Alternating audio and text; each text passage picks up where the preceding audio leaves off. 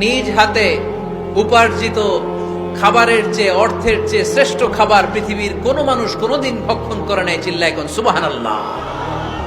শ্রেষ্ঠতম খাবার, নিজ হাতে উপার্জিত খাবার, ঘাম জড়িয়ে যে অর্থ উপার্জন করা হয়, যে ইনকাম করা হয়, এটা হালাল।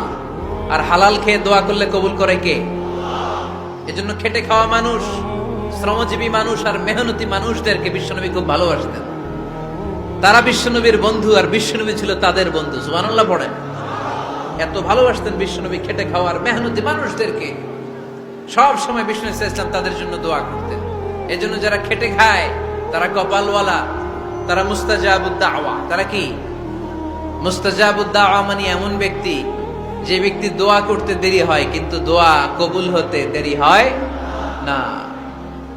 আপনারা এখানে ব্যবসা করেন কে কে? দেখি তো, হাত তুলেন তো। ব্যবসা, মাশাআল্লাহ, অনেক ব্যবসায়ী আছে তো দেখি। আচ্ছা, হাত নামান। চাকরি করেন কে কে? চাকরি, চাকরিও তো অনেক করে দেখি, হাত নামান। প্রবাসী, ছুটিতে দেশে আসছেন। হুজুর আমি আছি, কই? আপনি দেখতে আসছেন? মাশাআল্লাহ। কোন দেশে থাকেন? সৌদি আরব। আলহামদুলিল্লাহ। সৌদিতে ভাল লাগে নাকি সৌদি স্বপ্নের দেশ, খাটতে খাটতে জীবন শেষ? ইনশাআল্লাহ। আচ্ছা, ইউনিভার্সিটির স্টুডেন্ট আছো কারা কারা দেখি? মাশাআল্লাহ, হাত নামাও। ক্লাস 5 থেকে ইন্টারমিডিয়েট পর্যন্ত পড়াশোনা করতেছো, অথবা দাখিল আলিম পর্যন্ত, কারা কারা দেখি?